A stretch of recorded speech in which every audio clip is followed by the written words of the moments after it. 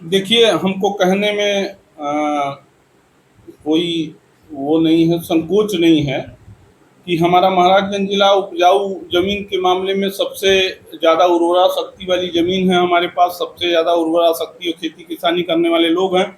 लेकिन दुर्भाग्य इस ज़िले का ये है कि जितने भी जो भी प्रतिनिधि हैं, उन्होंने इसका समुचित विकास नहीं किया है। अगर समुचित विकास, जैसे हमसे लोग पूछते हैं कि भाजपा की सरकार चल रही, सड़कें तो बन गई, पार्क तो बन गया, लेकिन मेरा ये सवाल है कि खेती से जुड़ा हुआ जिला, खेती के लिए, किसानों के लिए कितना काम हुआ, यहाँ के बेरोजगार युवाओं के लिए कितना काम हुआ, यहाँ के किसानों के लिए कितना काम हुआ, सिंचाई की कैसी मुकम्मल व्यवस्था की गई, खाद की और उसकी कितनी व्यवस्था की गई, ये मायने रखता है। उस पर अभी महाराजगंज जिला बहुत पिछड़ा हुआ है, बहुत काम होना बाकी है। बड़ी विनम्रता से मैं आपसे कहना चाहता हूँ कि माननीय पंकज चौधरी जी 7वीं बार सांसद हैं इस समय, और ये कृषि भूमि होने की वजह से यहाँ तमाम खाद्य के प्रसंस्करण यूनिट और तमाम फैक्ट्रियाँ जो धान गेहूं के उत्पादन से जुड़ी हुई वो लगाई जा सकती थी, युवाओं के हाथ में रोजगार दिया जा सकता था और तरक्की की जा सकती थी इस जिले को उद्योग का केंद्र बना के, वो आज तक नहीं काम हुआ। उस पर कहीं भी सरकार हमको की नीयत अच्छी दिखती नहीं है। देखिए, मैं बहुत स्पष्ट शब्दों में, बहुत विनम्र भाव से आपसे कहना चाहता हूं कि ये भारतीय जनता पार्टी की उत्तर प्रदेश की सरकार और देश की सरकार, आप लोगों को ज्ञात होगा, हमारे देश में जो है 93,000 स्कूल, पिछले प्राइमरी विद्यालय पिछले 5 से 10 वर्षों में बंद हो चुके हैं। इसका मतलब ये होता है कि आप प्राइमरी शिक्षा भी देने में सक्षम नहीं है और आप किसी भी गरीब गुरबा के बेटे को पढ़ाना नहीं चाहते, उसको नौकरी और रोजगार नहीं देना चाहते हैं, पहली बात। दूसरी बात, अभी उच्च शिक्षा का नीट का परीक्षा हुई है, आप जानते ही हैं, 2.5 लाख बच्चों के भविष्य से खिलवाड़ किया गया है। और सच ये है, आपसे मैं बहुत बेबाक शब्दों में बोलना चाहता हूं, सच ये है कि भारतीय जनता पार्टी की सरकार इस देश को गुलाम बनाना चाहती है, अंधकार में ले जाना चाहती है और किसी युवा को, किसी किसान को, किसी हाथ को काम नहीं देना चाहती। ये मैं बहुत स्पष्ट शब्दों में आपसे मैं ये बात कह रहा हूँ। पूरी भारतीय जनता को भारतीय जनता पार्टी बेवकूफ बनाने का काम कर रही। कैसे, उसको समझिए। जैसे इन्होंने पेट्रोलियम कंपनी को खुली छूट देके 9 वर्षों में आपकी यहाँ की पेट्रोलियम कंपनियां जो नवरत्न कंपनियां हैं, उन्होंने देश की जनता से टैक्स के रूप में 35% और 40% सरचार्ज और वैट और टैक्स लगा के वसूली किया और 50 लाख करोड़ रुपया कमाया। आज अगर किसी विश्व परिदृश्य में कोई संकट आ जाने से, अगर आज तेल महंगा हो रहा है या मिलने में समस्या हो रही है, तो आप तुरंत के तुरंत 5 रुपया और 6 रुपया डीजल और पेट्रोल के दामों में बढ़ोतरी कर दे रहे हैं। दूसरी बात, हम कह रहे हैं इजराइल और ईरान के युद्ध में आपके प्रधानमंत्री को जाने की क्या आवश्यकता थी। इजराइल हमारा डिफेंसिव पार्टनर है, ईरान हमारा जो है तेल का पार्टनर है, ऑयल देता है। हमको उसमें तटस्थ रहना चाहिए, दोनों की लड़ाई रुकवाने के लिए काम करना चाहिए था। आपके प्रधानमंत्री 26 फरवरी को जाते हैं और वहां उसके इजराइल के प्रधानमंत्री से गले मिलते हैं। ईरान आपको तेल देना बंद कर देता है। आपने अमेरिका से जो है वो किया, अनुबंध किया, समझौता किया। आपको आपका वो मित्र जो 71 की लड़ाई में आपके साथ खड़ा था परमाणु पनडुब्बियां लेके, वो मित्र आपसे जो है किनारा कर लिया और वो डीजल पेट्रोल देने के लिए तैयार नहीं है। वो कह रहा कि आप भी लाइन में आइए जैसे पूरी दुनिया में है। तो आपने हिंदुस्तान के जो बहुत घनिष्ठ मित्र देश थे उनको भी बर्बाद कर दिया। आप विदेश नीति की चाहे जितनी बात करते रहें, आपको सरकार को कुछ भी डील करने नहीं आ रहा। ये मैं बहुत स्पष्ट शब्दों में मैं कहना चाहता हूँ। प्रेस वार्ता का नीट परीक्षा में जो धांधली हुई है, जो पूरे भारत में 22 राज्यों में भारतीय जनता पार्टी की सरकार है और लगातार आपने देखा होगा कि 10 वर्षों में जो है जितने भी पेपर हुए हैं बच्चों के, चाहे दरोगा के, चाहे लेखपाल के, चाहे छोटे जो भी समूह ग वाले परीक्षाएं हैं, कोई भी बड़ी से छोटी परीक्षा, सब में पेपर लीक हो जाता है। आपको ये, आप लोगों पत्रकारिता में है, आप लोगों को भी ये बात समझ में आती होगी कि ये सरकार जानबूझ के पेपर लीक, आज से पहले क्यों नहीं पेपर लीक हुआ। अब मैं कहता हूं प्रधानमंत्री जी मन की बात तो करते हैं, वो जनता से प्रेस कॉन्फ्रेंस से बात क्यों नहीं करते हैं। अटल बिहारी वाजपेयी, माननीय अटल बिहारी वाजपेयी जी इस देश के प्रधानमंत्री थे, उन्होंने प्रेस वार्ताएं की थी। मनमोहन सिंह जिनको आप मोहन सिंह कहते हैं, उन्होंने सैकड़ों पत्रकार वार्ताएं की। आप 10 वर्ष 12 वर्षों से प्रधानमंत्री हैं, आपने एक भी प्रेस वार्ता नहीं की।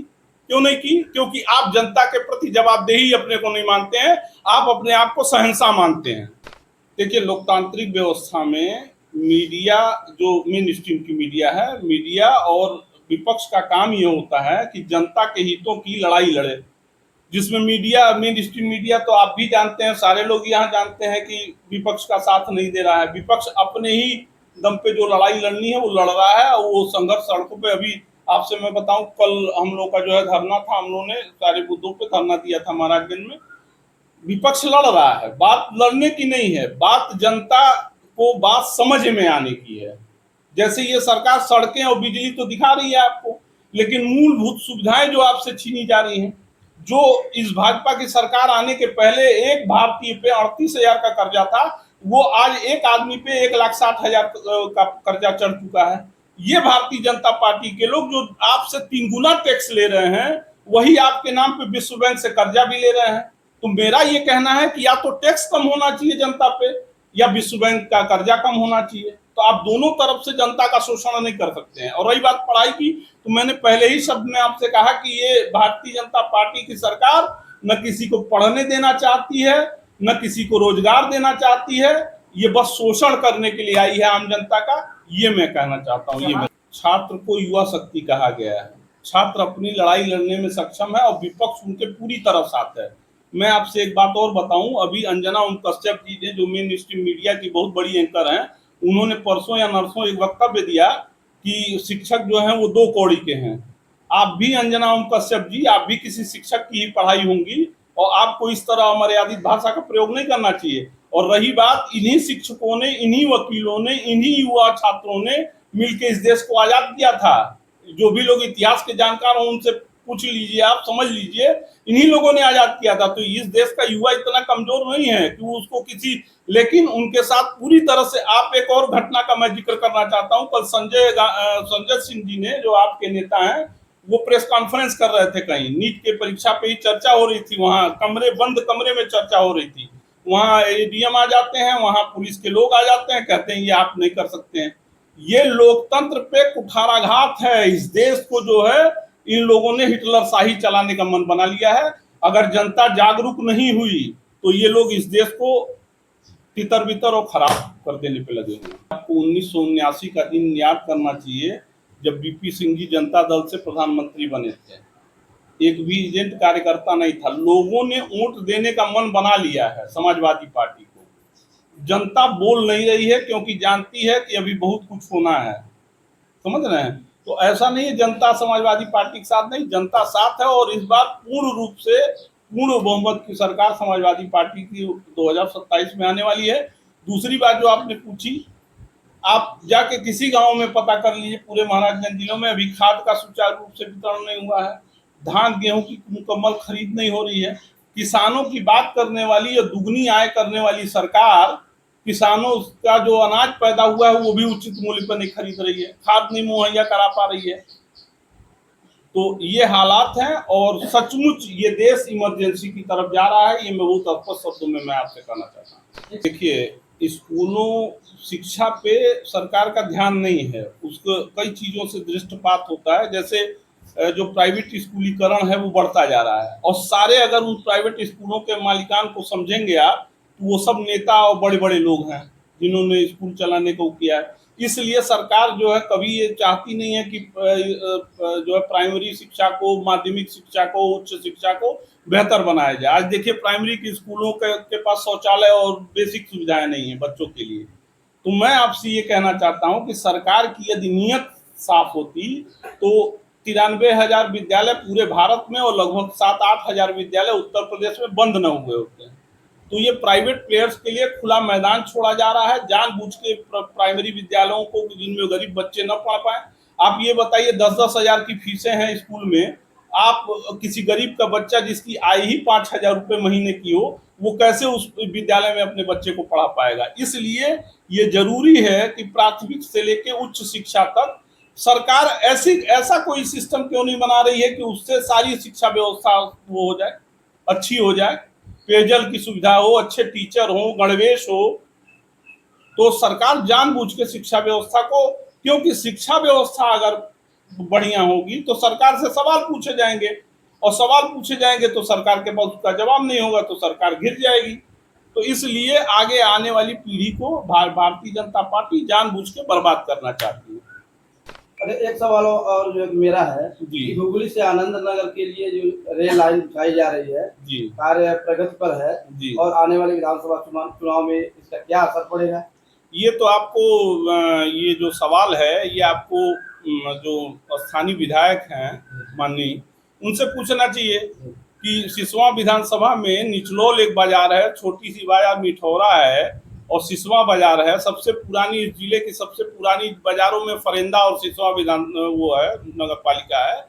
और सिसवा से वो जो रेल लाइन घुगली से जुड़ रही है आज के टाइम में, वो क्या सिसवा से और महाराजगंज होते हुए फरेंदा नहीं जुड़ सकती थी?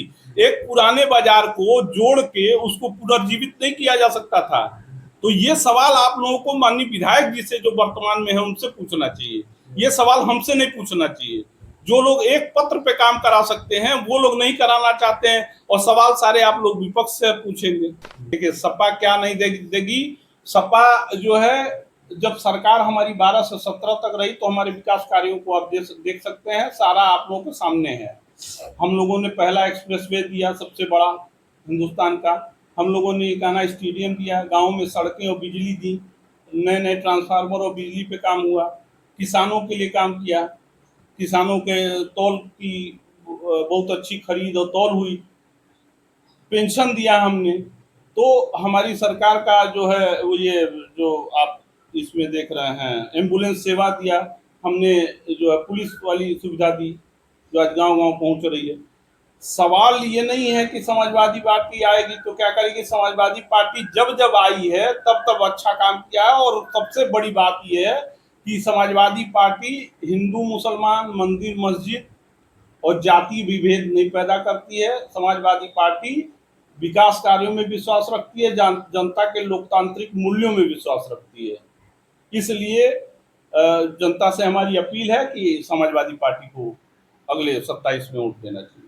देखिए, जहाँ तक डीएम और जिले प्रशासन की बात है तो वो बस उसके वितरण प्रणाली पे और प्रबंधन पे काम कर सकते हैं। समस्या ये, मूलभूत समस्या ये है कि जो देश आपको कच्चा तेल देते थे, जिससे आपकी पूरी, क्योंकि आप भी लोग जानते होंगे 20% हमारे देश में होता है, 80% बाहर से आयात किया जाता है। लेकिन ऊर्जा का प्रमुख जो है पेट्रोल ही डीजल है, ठीक है। तो जिन देशों से हमको डीजल पेट्रोल, जैसे ईरान बहुत बड़ा उत्पादक है गैस का और पेट्रोल का, उसी तरह रशिया उत्पादक है जिनसे हम लेते हैं डीजल पेट्रोल। लेकिन आपके आदरणीय प्रधानमंत्री जी और मेरे भी प्रधानमंत्री जी हैं, लेकिन उन्होंने उसको जो है दोनों जगहों से संबंध खराब करके, अमेरिका से व्यापारिक समझौता करके और इजराइल से जो है दोस्ती दिखा के, ये दोनों देशों से अपना संबंध खराब करके, ये जितनी किल्लत आपको दिख रही है, ये सब राष्ट्रीय लेवल पे जो विदेश नीति है उसके फेल्योर होने की वजह से मूल कारण ये है।